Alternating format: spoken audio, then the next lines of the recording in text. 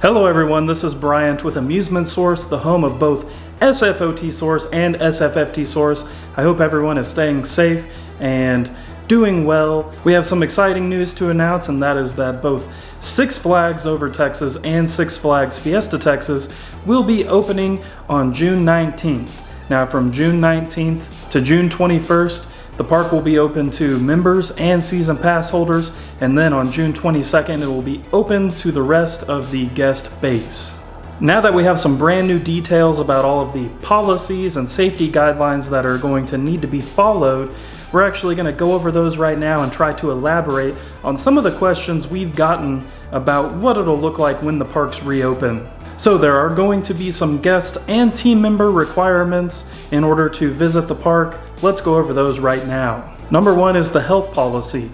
Six Flags has released a brand new health policy that states that if you have any of the symptoms of COVID-19, you should stay home.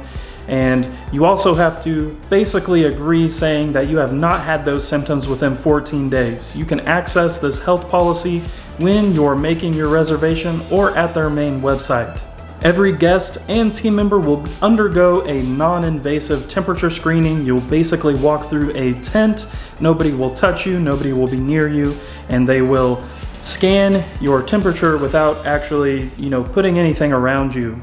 If you do come back with a temperature, you will be pulled aside by medical personnel, and they're going to determine if you are healthy enough to go into the park. The third big thing that's going to affect a lot of people is the fact that you have to wear a face mask to go to the park. Anybody over the age of 2 is required to wear a face mask to enjoy the park.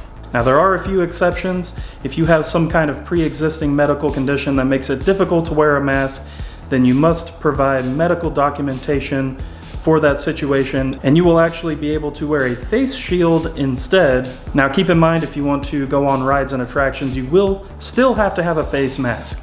I repeat, you have to have documentation for this exception, and you have to go to guest relations in order to basically let them know of the situation.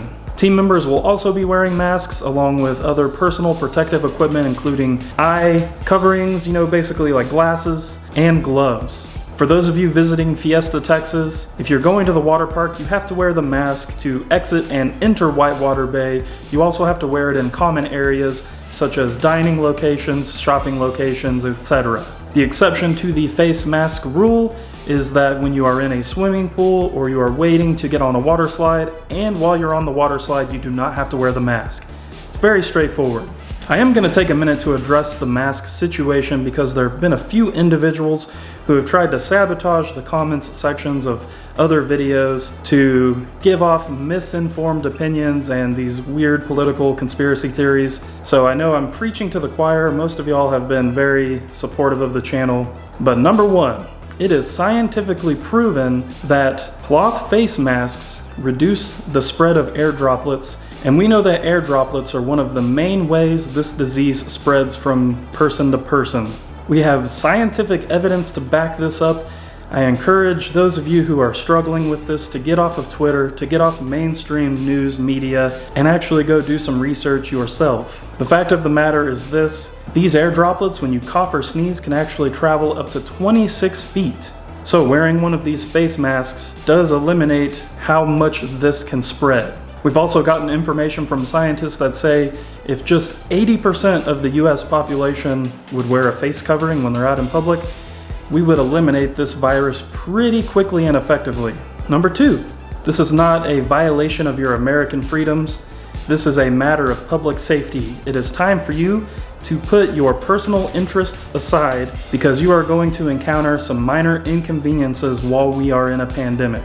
It's time for you to do your part in looking out for your other citizens, and this is one way to do that. If anybody is offended by what I'm saying with these basic factual pieces of information, I encourage you to go elsewhere for your theme park information. Anybody who continues to attempt to sabotage our comment sections will be blocked and hidden from the channel.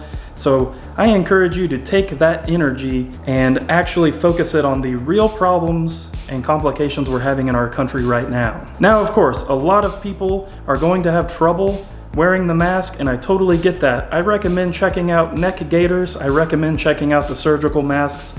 they do kind of provide a little bit more comfort in terms of airflow. And for those of you who don't want to wear a mask, it's very simple. Just don't go to the park until they change the policy.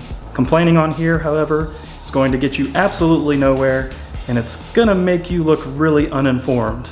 The last thing I want to say about the masks is that the parks will have a relief area for you to go to kind of take a break from that mask and be distanced away from other people.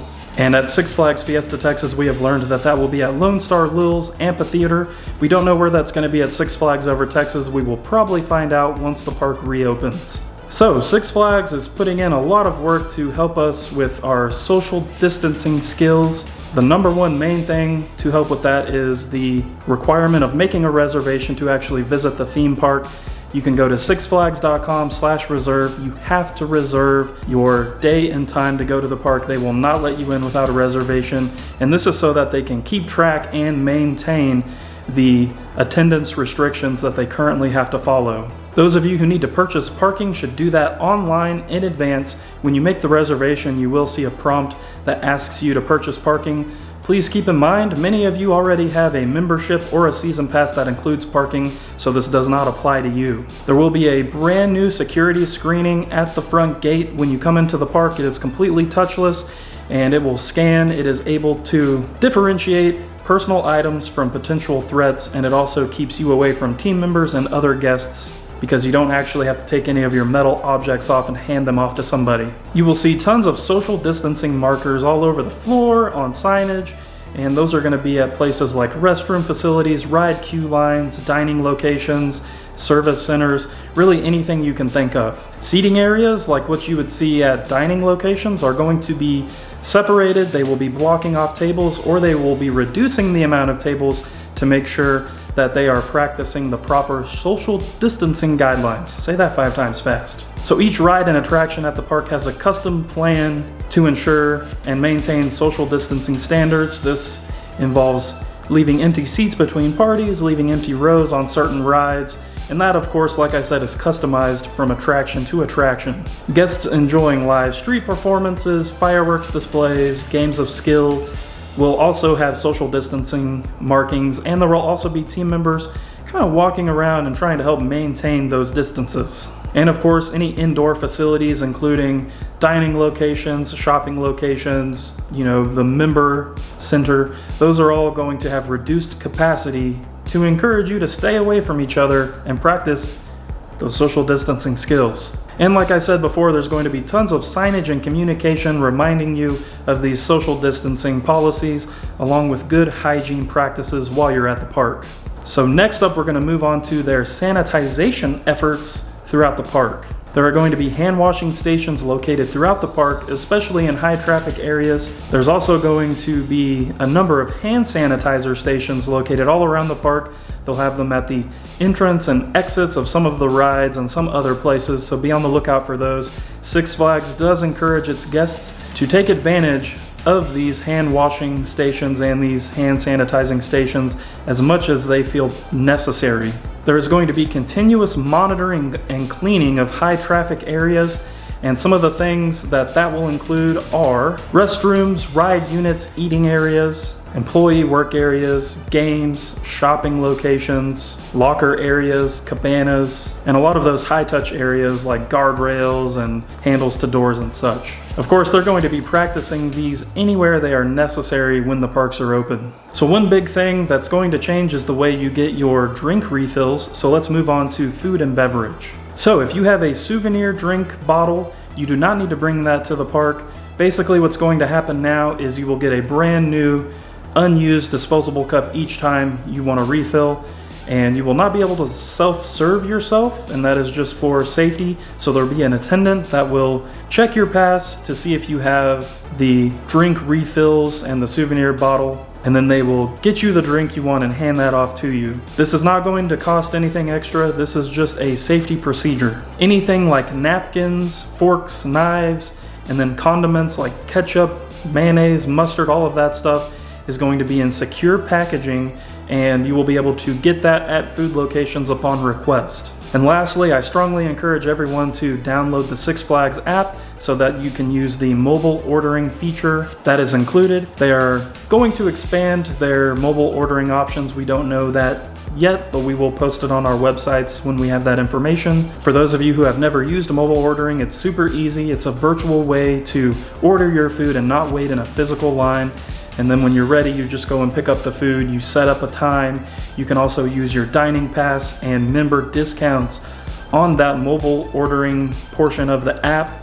And you can also use Apple Pay, you can use the Android equivalent, you can also put in a credit card. It's very functional and very easy to use. That sums up the main points of these parks reopening, so I'm just going to go over a few of the important things for you again. Number one, you always have to have a reservation to visit the park until stated otherwise. Number two, practice safe social distancing. Wash your hands as much as possible. Use hand sanitizer. Make sure you have your mask before you enter the park. You will be able to buy masks there, but you are going to need a mask to get inside. Number three, just look out for each other and take care of each other. Be mindful. America currently has the highest amount of cases and the highest amount of deaths, and the only way to curb that down is to follow simple social distancing guidelines, listen to experts, and take advantage of the technology we have. If you have any questions about this, please let us know in the comments below. You can also visit our websites for more detailed information on this stuff.